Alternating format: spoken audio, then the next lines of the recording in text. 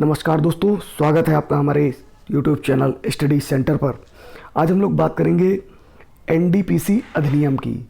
आप सभी जानते हैं कि रिया चक्रवर्ती को ड्रग लेने के जुर्म में गिरफ्तार कर लिया गया है। तो सबसे पहले जानेंगे उन पर कौन कौन सी धाराएं लगी हैं और एनडीपीसी जो अधिनियम है वो क्या कहता है।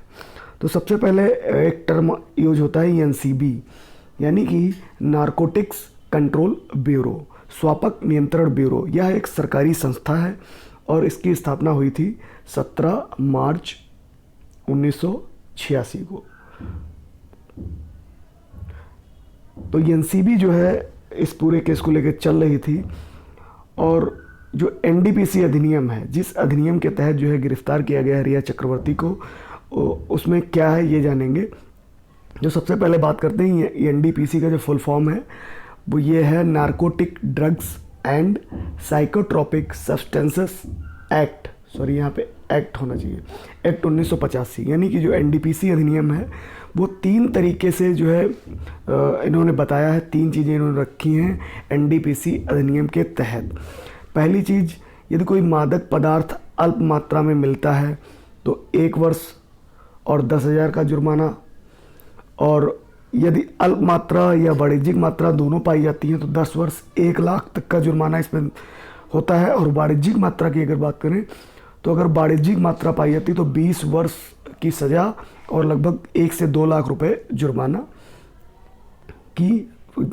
का प्रावधान किया गया है इस एनडीपीसी एक्ट के तहत।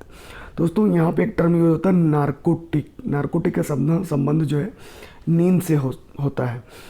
और साइकोट्रोपिक यानी कि ड्रग जो मस्तिष्क को परिवर्तित करते हैं, यानी ऐसे ड्रग जो मस्तिष्क को परिवर्तित कर देते हैं। तो दोस्तों, एनडीपीसी अधिनियम के तहत 3 तरह की सज़ा का प्रावधान किया गया है और इसमें 2 धाराएं हैं। एक धारा 31A, यदि एक बार आप अपराध करते हैं उसके बाद आपको जो है बरी कर दिया जाता है, आप सज़ा प्राप्त कर लेते हैं, उसके बाद आपको छोड़ दिया जाता है। उसके बाद यदि आप पुनः उसी अपराध को पुनः दोहराते हैं तो इसमें मृत्यु दंड का जो है प्रावधान किया गया है।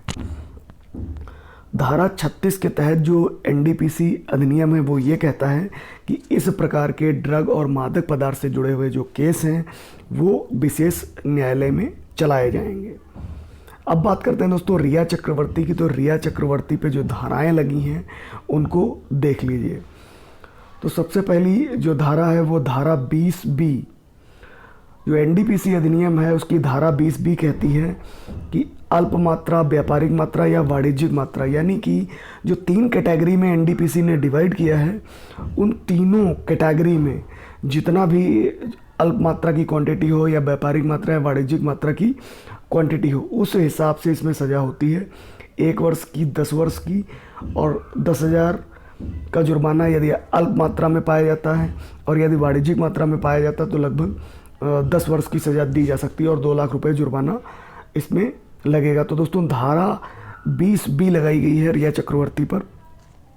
और दूसरी जो धारा है वो धारा 22 है, यानी कि मादक पदार्थों का उपयोग। तो इसमें 1 वर्ष की सज़ा और 10,000 का जुर्माना।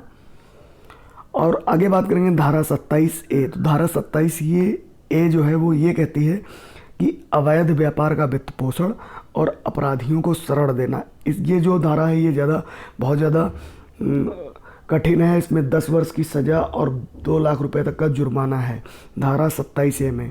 यानी कि जो मादक पदार्थ हैं उनका अवैध व्यापार हो रहा था और अपराधियों को शरण दी जा रही थी रिया चक्रवर्ती के द्वारा, ये उन पर आरोप लगाया गया। तो धारा 27A में जो है 10 साल की सज़ा और 2 लाख रुपए तक का जुर्माना हो सकता है।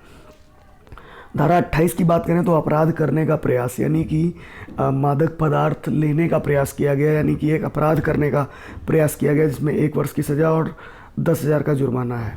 और धारा 29 यानी कि दुष्प्रेरण का अर्थ ये है कि किसी को उकसाना, मादक पदार्थ लेने के लिए किसी को उकसाना और उसके खिलाफ आपराधिक षड्यंत्र रचना, ये धारा 29 कहती है। तो दोस्तों, जो एनडीपीसी अधिनियम है उसमें रिया चक्रवर्ती पर धारा 20B, 22, 27A, 28 और 29 लगाई गई हैं। तो इसमें दोस्तों 10 वर्ष की सज़ा और 2 लाख रुपए जुर्माना यदि ये साबित होता है कोर्ट में तो इतनी सज़ा दी जा सकती है।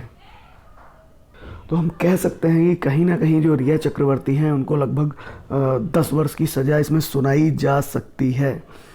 दोस्तों, ये NDPC अधिनियम के तहत जितनी भी धाराएं रिया चक्रवर्ती पे लगाई गई हैं, आप लोग स्क्रीनशॉट इसका ले सकते हैं और हमारे वीडियो को ज़्यादा से ज़्यादा लोगों तक शेयर कीजिए ताकि वो NDPC अधिनियम कायदे से समझ सकें। Thank you.